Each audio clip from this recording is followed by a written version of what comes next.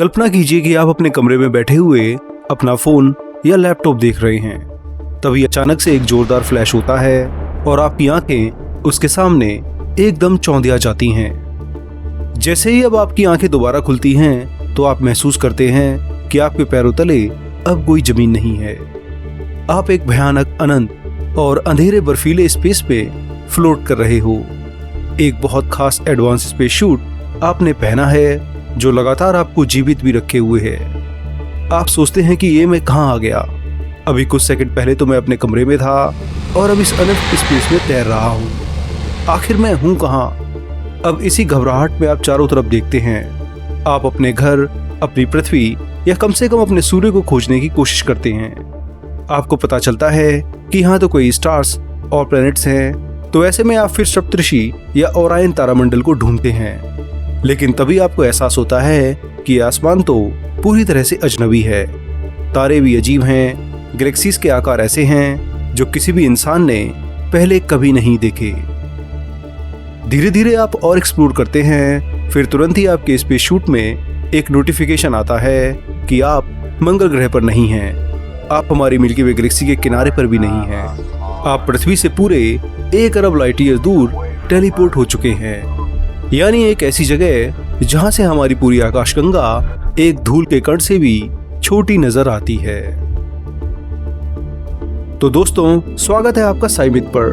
मैं हूं शिवम और आज की इस जर्नी में आप और मैं ब्रह्मांड के सबसे बड़े और सबसे डरावने थॉट एक्सपेरिमेंट को डिकोड करने वाले हैं। अगर आप पृथ्वी से 100 करोड़ लाइट ईयर दूर यानी 1 अरब लाइट ईयर दूर ब्रह्मांड के अनजाने कोने में फंस जाएं, तो आप वहां क्या देखेंगे?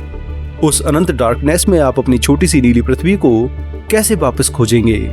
और सबसे बड़ा सवाल, अगर आपके पास एक सुपर एडवांस स्पेसशिप हो तो आपको लाइट स्पीड के कितने करीब यात्रा करनी होगी ताकि टाइम डायलेशन का इस्तेमाल करके आप ये 1 अरब लाइट ईयर का सफर अपनी जिंदगी के महज 60 सालों में तय कर सकें। तो इन्हीं सब बातों को जानने के लिए सीट बेल्ट पहन लीजिए और चलिए मेरे साथ एक ऐसी यात्रा पर जो इससे पहले शायद ही किसी ने की होगी।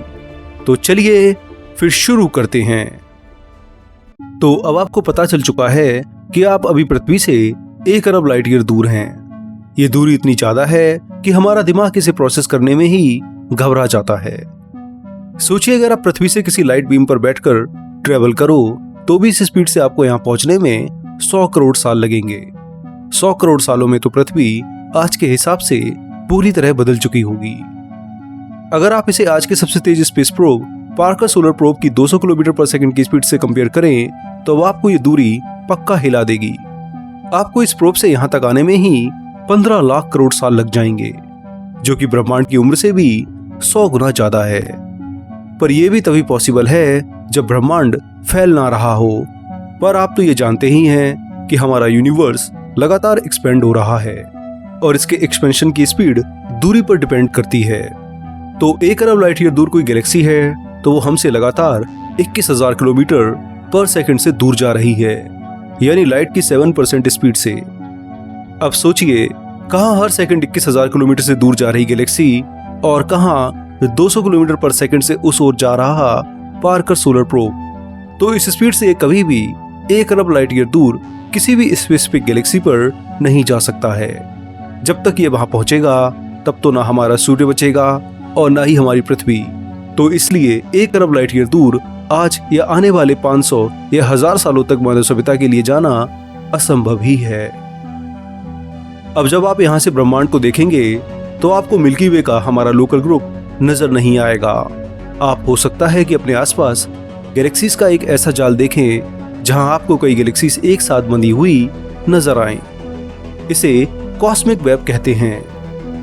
तो 1 अरब लाइट ईयर दूर इस समय आप किसी कॉस्मिक वेब या फिर विशालकाय गैलेक्सी सुपर क्लस्टर में भटक रहे हैं। यह भी हो सकता है कि आप ब्रह्मांड की सबसे खाली जगहों में से एक यानी कॉस्मिक वॉइड्स में भी फंसे हों। पृथ्वी से 70 करोड़ लाइट ईयर दूर एक ऐसा ही कॉस्मिक वॉइड है जिसे वोटिस वॉइड नाम से जाना जाता है। अगर आप उसमें फंस गए तो फिर आपको वहां से सिवाय अंधकार के शायद ही कुछ दिखाई दे। वहीं अगर आप इस वॉइड से बच भी गए और आप फिर किसी क्वेज़ार या एक्टिव गैलेक्टिक न्यूक्लियाई के करीब हुए तो उसकी अंधा कर देने वाली रोशनी आपके विजन को निगल जाएगी। लेकिन सबसे डरावना एहसास यह दृश्य नहीं होगा। आपको इन विशालकाय ऑब्जेक्ट से ज्यादा डर अकेलेपन से लगेगा। आप ब्रह्मांड के एक ऐसे कोने में होंगे जहां इंसानियत का नामो निशान तक नहीं है। दूर दूर तक सिर्फ स्पेस का डरावना फैलाव और किसी भी प्रजाति का कोई नामो निशान नहीं। आप सचमुच इस पूरे ब्रह्मांड में सबसे अकेले इंसान होंगे। 1 अरब लाइट ईयर दूर आपको ना तो किसी डायरेक्शन का पता चलेगा और ना ही आप ये समझ पाएंगे कि वास्तव में आप किस जगह पर सच में तैर रहे हैं। लानिका सुपर क्लस्टर में फंसे होने के कारण आप कई गैलेक्सीज तो देख पाएंगे, पर ये सभी गैलेक्सीज आपसे लाखों लाइट ईयर दूर होंगी।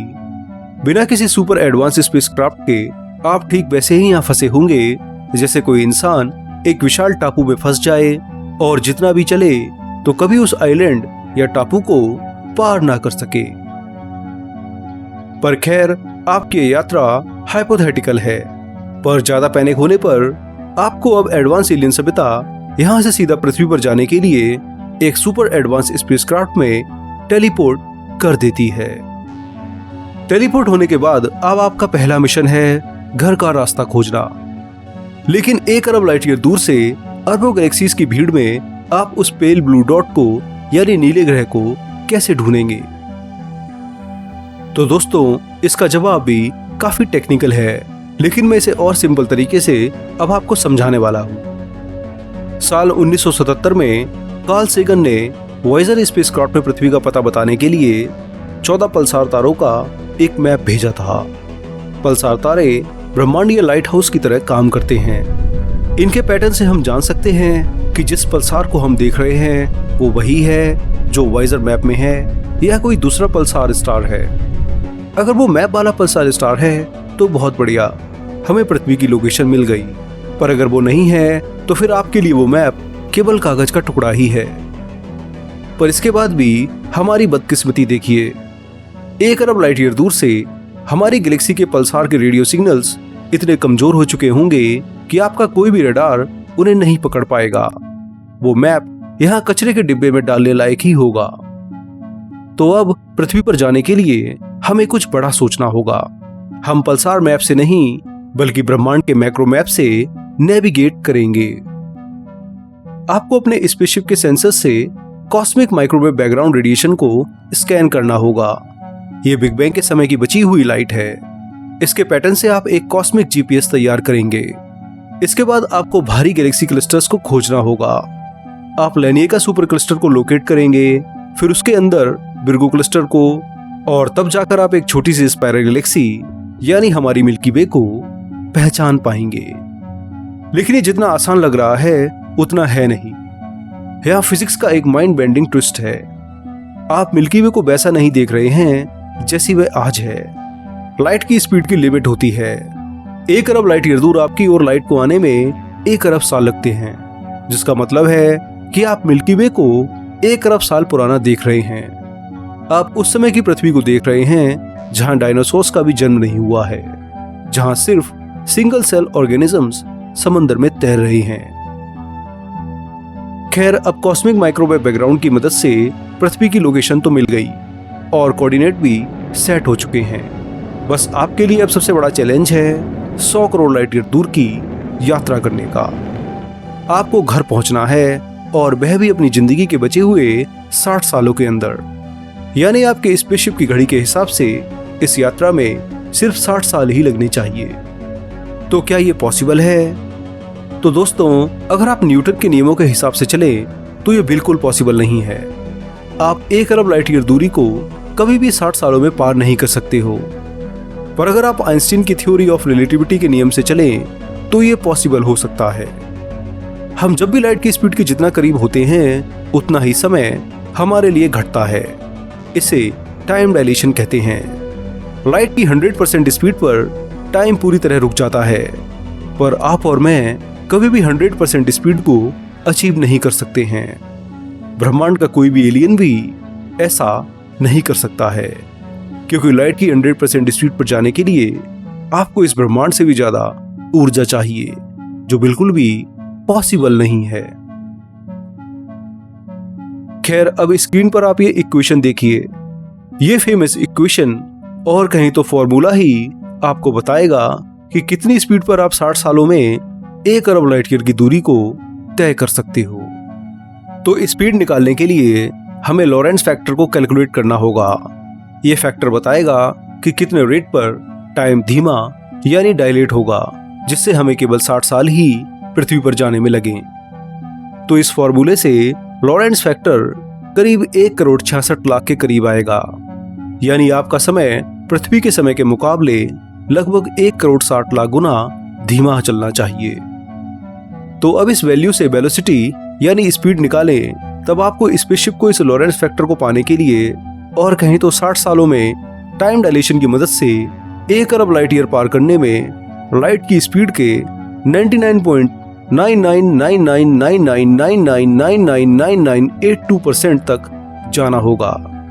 यह स्पीड इतनी तेज है कि इसे हासिल करने के लिए आपको लाखों तारों और गैलेक्सीज की पूरी ऊर्जा तक निचोड़नी पड़ेगी, तब जाकर आप ये स्पीड अचीव कर पाओगे।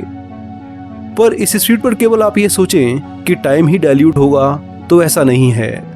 आइंस्टीन की माने तो लाइट स्पीड के आप जितना करीब जाएंगे उतनी ही लेंथ भी सिकुड़ेगी, जिसे लेंथ कॉन्ट्रैक्शन कहते हैं। तो इस स्पीड पर 1 अरब लाइट ईयर की दूरी पे चक्कर सिर्फ 60 लाइट ईयर की रह जाएगी। इसलिए आप उस अनंत सफर को 60 साल में पूरा कर पाएंगे।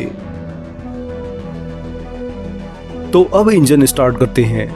आपकी यात्रा शुरू होती है। ये यात्रा 60 साल की है।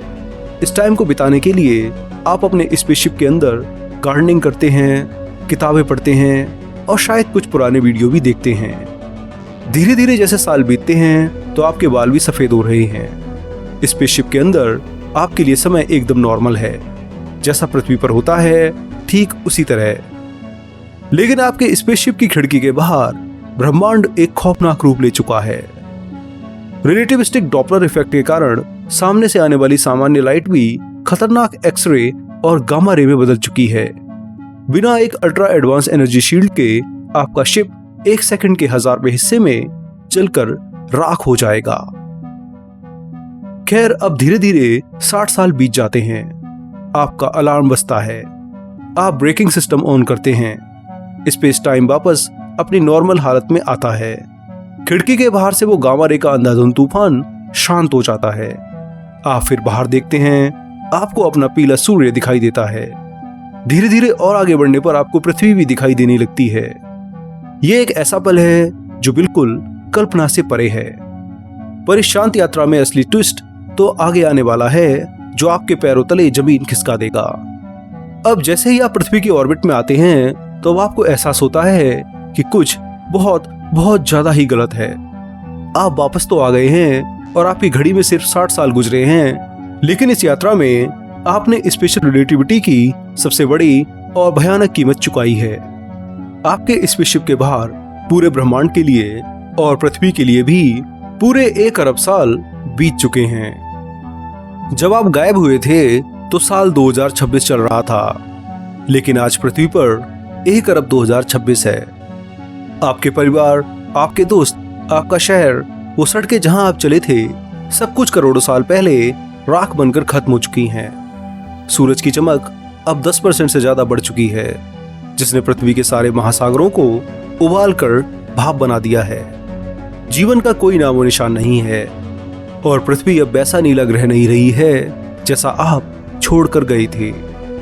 वहीं मानव सभ्यता अगर जीवित रही तो वह पक्का टाइप 2 सभ्यता बनकर किसी और ग्रह या स्टार सिस्टम में बस चुकी होगी। वो जीवित तो होंगे पर आपसे ज्यादा एडवांस होंगे। शायद उनकी फिजिकल बॉडी भी ना हो और शायद ही आप भविष्य में उन इंसानों से कभी मिल भी पाओ। वैसे इस हाइपोथेटिकल यात्रा में आप ब्रह्मांड को तो जीत कर आ गए, आपने लाइट की स्पीड को भी मात दे दी।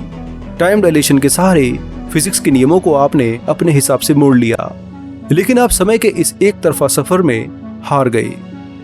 रिलेटिविटी आपको अंतरिक्ष में आगे बढ़ने की ताकत तो देती है, लेकिन ये आपको हमेशा और हमेशा भविष्य में धकेलती है।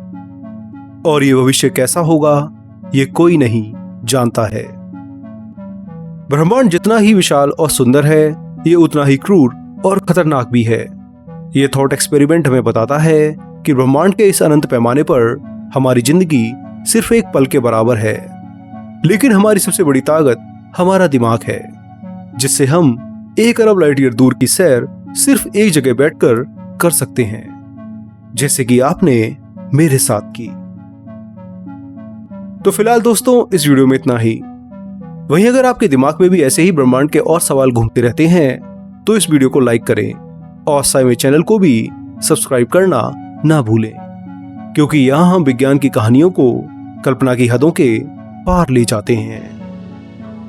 मैं हूं शिवम और अब मैं मिलूंगा आपसे अगले एपिसोड में। तब तक के लिए ब्रह्मांड को एक्सप्लोर करते रहिए और सवाल पूछते रहिए। जय हिंद।